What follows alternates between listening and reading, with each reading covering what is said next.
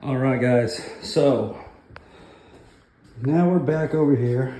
We cut out all of the foam perimeter flat, pulled out our washer and dryer because we had to do this pour in 2 parts, just not a big enough space to get these out of the area.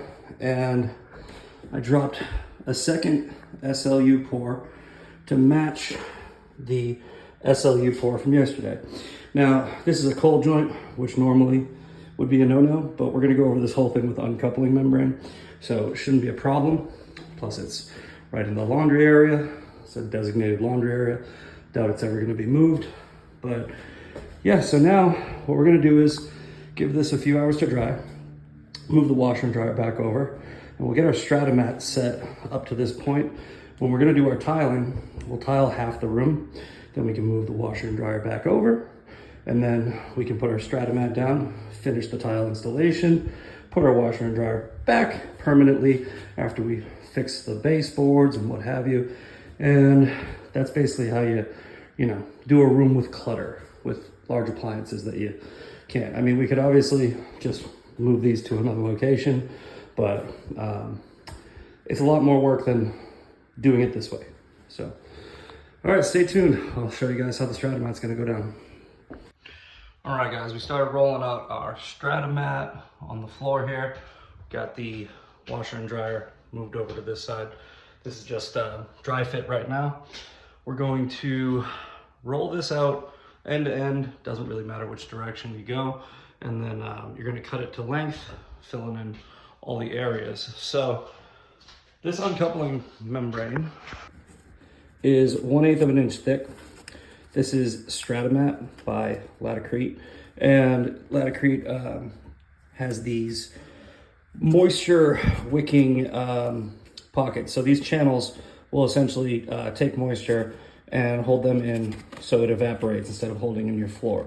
That's one of the differences between this and other uncoupling membranes. The other thing I like about this is it's semi-transparent. So when you're putting this down, you can actually see your coverage, right? Like you can see my hand silhouette through the Strata Mat. So you can see your mud. You can see if you have coverage or you don't have coverage. So I'm gonna show you how I install this. You can use a roller, you can use a wood float, anything you want, but you just wanna make sure that you get coverage. Now I cut this from the backside, found it's easier, and I just follow the line.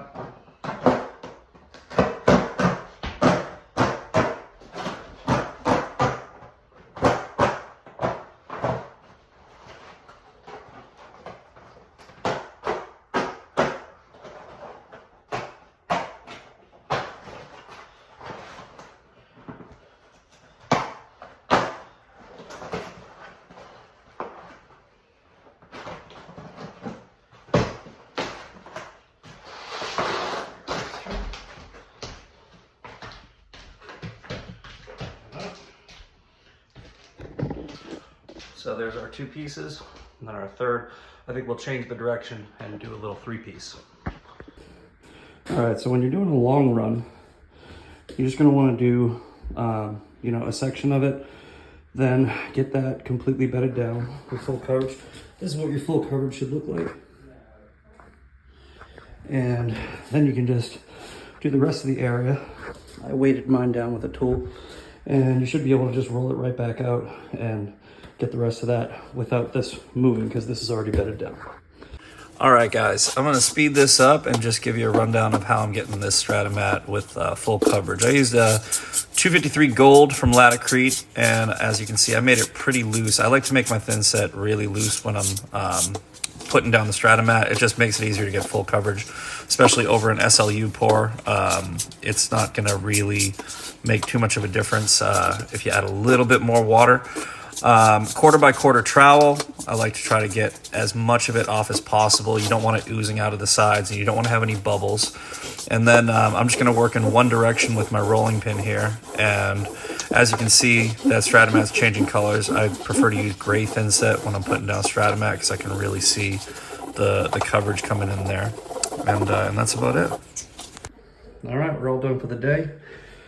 Use the last of what was in the bucket to pre-float over there in front of the closet because there's a few seams, but all in all, successful day.